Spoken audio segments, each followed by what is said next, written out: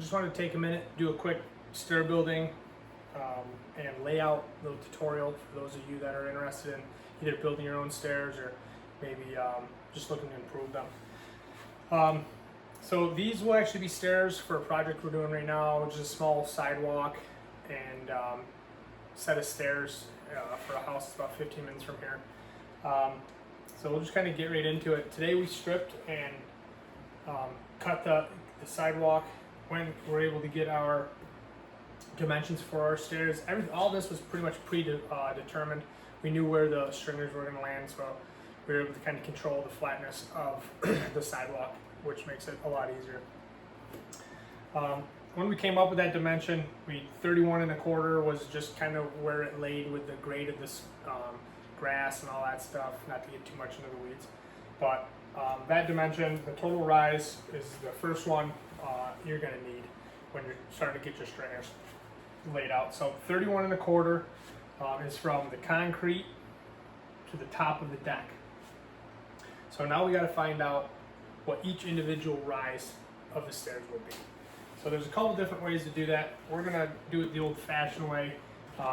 If you're doing it in a bunch, I would just go get these either Construction Master calculators. You can buy at Home Depot or Amazon or wherever. Pretty easy to come by. Construction Master 5. I have the construction calculator on my phone through the app. You can get that too. I really like it. It's just easier than carrying 2 calculators around. But for this instance, we're going to do it kind of the old-fashioned way, no apps. But we will use a calculator because I like proving my teachers wrong that I always have a calculator in my pocket. So with that said, 31 1/4 was our total rise, like I had already mentioned, from the top of our concrete to the top of the existing deck. So all you're going to do is take that 31 1/4 and you want to divide it by, I use 7 1/2. The reason I use 7 1/2 is because stair code is you want to be between 7 1/4 to 7 3/4 for residential. I don't believe there's a minimum for your rise. I've never been called out on it. Could be wrong. I know there's a max, which is 7 3/4 for residential. Commercial, it's a little bit different. You can sometimes get into like 8 1/4, but it really depends on the jurisdiction, all that other stuff. Just don't go above 7 3/4. Makes your life easier. So going back to it, I use 7 1/2 because it's right between 7 1/4, 7 3/4. Because right now you're just guessing to figure out where or what your rise is going to be. So with that said, 31 1/4 divided by 7 1/2, I got 4.16. And what that's telling me is there's 4.16 risers. Well, you can't have 0.16 of a riser. You have to get this 4.16 to 4. It needs to be a round number. So we tried 7 1/2, it didn't work. So I already know this, so I'm not gonna just keep guessing. We don't want to waste your time. So what we're gonna do is now try another 31 1/4 divided by 7 13 16ths. That brings us to 4. So all right, that's perfect. 4 is an even number, no points or any of that crap. So now we know that we have 4 risers. Now, when you start laying your stairs out, you gotta know a couple things. So you'll always have one more rise than you will run, which is your tread. So always one more vertical than horizontal. But when you do this now, so if you were to cut that stringer with 4 rises, I'm not an artist, so I apologize. 1, 2, 3, 4. It's going to bring you to the top of the deck. That's not how you want to build your stairs. That's for amateurs, losers. What you want to do is deduct that now. Deduct 1 riser. So really you want 3 risers. Cut into your stringer. Cut in your stringer. So what you're going to do is come down from the bottom of your decking or top of your framing, 7 13/16. Because right now your stringer is just framing. So 7 13/16 from bottom of the decking material or the top of your framing, right here on your landing, 7 13/16. Okay? And that would give you 3 rises now. 1, 2, and then add the drawer. But a total of 1, 2, 3, 4 total risers, right? And then you'd have 1, 2, 3 total treads. So when you cut your stringer, you should actually have an even number on your stringers. So 3 risers, 3 treads. Pretty simple. Okay? So we've established that the rise is 7 and 13/16 by just pretty much starting to divide numbers until you get a good whole number. And that's where we came up with the 4 rises. Right? From the top of the decking to the concrete. The biggest thing is you got to remember is you got to deduct 1 rise out of your stringer cut. Okay? So then when it comes to your run, if you pre-plan all of this, you're already going to know I pre-planned for an 11-inch run.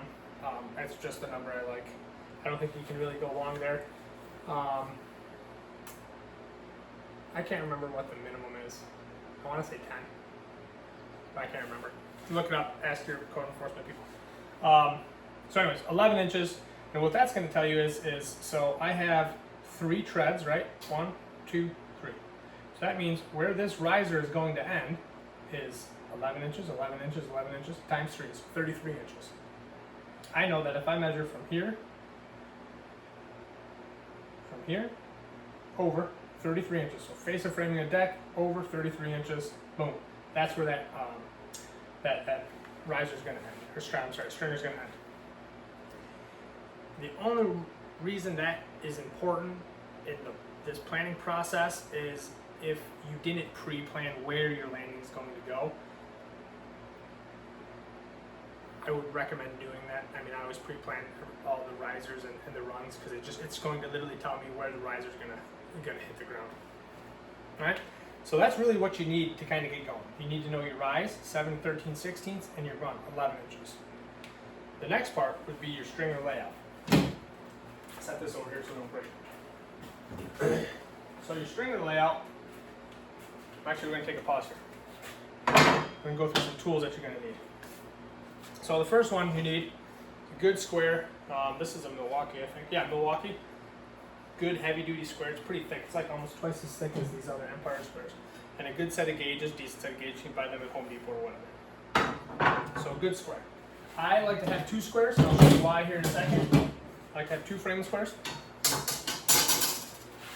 I like to have my jigsaw to finish the cuts, a circular saw, my oscillating tool, and then if you don't or can't afford, the jigsaw and oscillating tool, if you're just doing this at home for a one-time project, you can buy just a handsaw. We always keep these in a truck. Handsaws are pretty handy, kind of, no pun intended. But handsaw will finish the cuts. I'll show you what I mean by finishing cuts. And then when we get into install, I'll show you a couple other things. Most of them are pretty obvious, but I'll show you a couple other things that you're going to need. So I already pre-cut this stringer, just so you guys can kind of see what we're doing here. So what you'll notice on this stringer is, like I said, there's supposed to be 3 cut risers in your final stringer. I cut mine 1 more, meaning I cut them with 4 risers. If you needed 10, I would cut it with 11. And we'll get into that here in a second. What we're going to do first is lay this out so you guys can kind of see how it goes. So set your square up. Right, we already determined that you're going to need an 11-inch tread or 11-inch run. So from the outside corner of the square to the inside of your gauge is 11 inches. Take your little gauge, screw it on there. Some people do it without it, which is fine. I like doing it with it. Then you go from outside to here, 7 13/16, set it. So make sure you're the inside to here. That's your distance that you want from here to the inside of the gauge. Okay? Because we'll goof your dimensions up by 5/8 of an inch. All right. So first thing you do is just pretty much throw it on the board And you want to have some lumber management. If your wood's all cracked when you're picking it out at the store, take a minute and find some good stuff, especially if it's cracked down the middle, because what you'll see is when you start cutting them, if there's a crack right here, these corners will just start snapping off. So lumber management, make sure you're being picky about what you get. So, I'm gonna throw it on here. Mark it. You just take it, slide it down. What you're doing is you want it to intersect. You want that 11-inch run that you just marked to intersect this corner right here of the next rise. So you put your gauge right back down on that point right there. Mark it.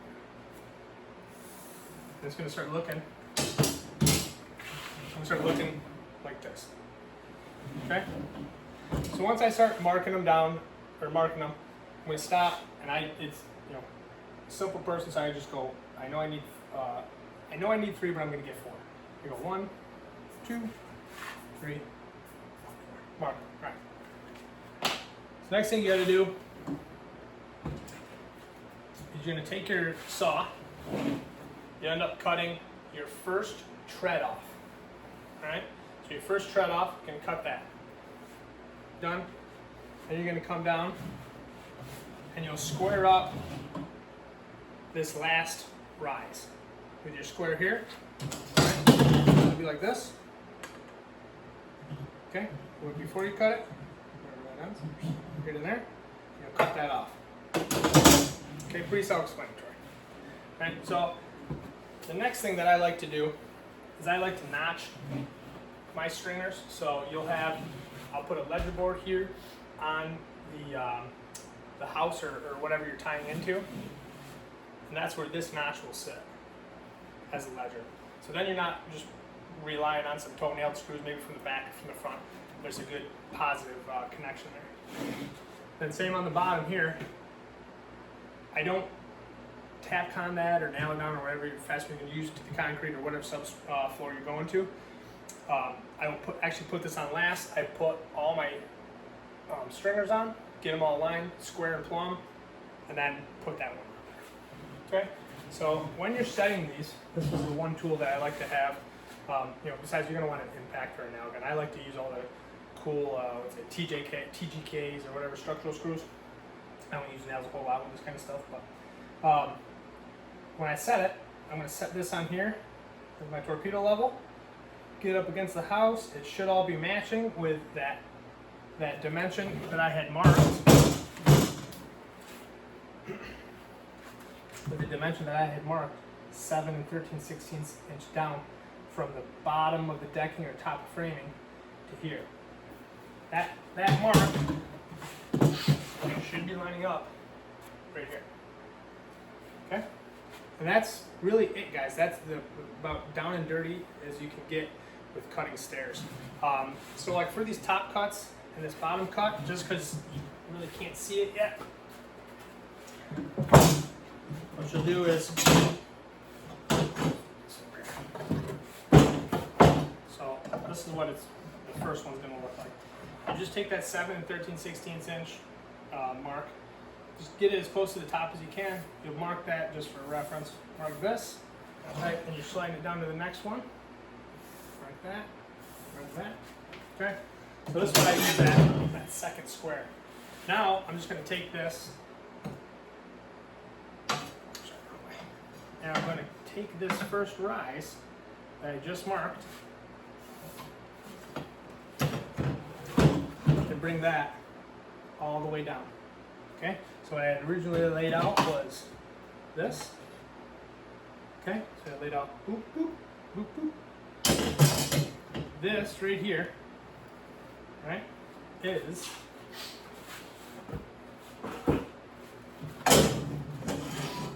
this right here. Okay? Now, for the bottom one, it's the exact same, just reverse. You're going to get down to the bottom.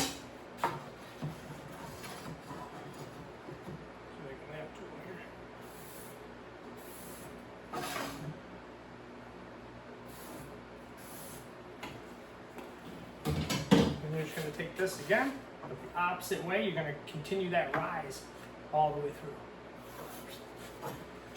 Okay? So this right here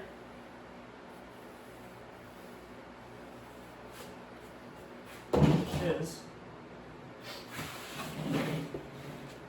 this right here. Okay? So once you get your stringer cut, there's one last step you got to do, and that's before you make this notch, which is both notches are 1.5 inches by 3 inches. I just came up with that number. This one is actually, I apologize, it's 3.5 by 1 inch, so you can fit in 2 by material. So the last thing you got to do is now because you're going to be put some sort of decking material on here on these four, yeah. Really, it's going to end up getting cut here, but we'll talk about that in a minute. Because you're going to be putting decking on these 4 treads, you have to make up for that at the bottom, because the bottom is already finished. You're not going to be putting decking there. So in order to do that, let's say your material is 1 inch thick.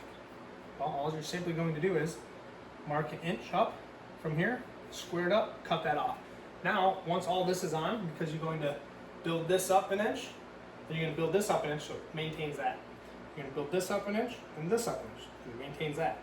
You're going to build this up 1 inch, right? And then you're going to build this up. That's maintaining that. But there's nothing to bring this up, so that's why you have to drop this. Okay? Now, the reason I do the 4th riser, or extra riser, not necessarily the 4th one, but just an extra one that what you had already counted for in your math, is because when you go to set this on the landing, and you're leveling it up, let's see how that's pretty mint across the board. There's really no gap. That's right there is perfect. Well, sometimes if you didn't do your due diligence or forgot or whatever the reason is, you'll get it so either your heel or the front of your string will either be rocked up or rocked back. Not really good craftsmanship. What I like to do, if it's not horrible, I mean, if it's real bad, that's why we fit them. You're going to have to recut it because it's going to throw off your rise on your bottom one. You can be up to 3/8 of a difference from your highest one to your lowest one, meaning if this is off 1/8 and this is off 1/8, you're at 1/4, you only really have 1/8 to spare. So your difference from your highest one to your lowest one can be 3/8 of an inch. So if this is 7 inches right here, the lowest this can be is 6 5/8, or the other way, 7 3/8. Whichever way, you have to be within 3/8 of each other, from the worst to the best, I guess. So, well, that's why I like that extra, because if I'm within tolerance still, I can still scribe that bottom and cut it and make it perfect. So that's why I do that. You can always just cut this to that 3rd riser, what you're supposed to be, and hope that you're right. I just like having that backup in case I need it. But like I said, quick down and dirty. If you got any questions, feel free to message me. We build stairs all the time. This is the very most simple one that you can really do. So, hope you guys learned something, and good luck.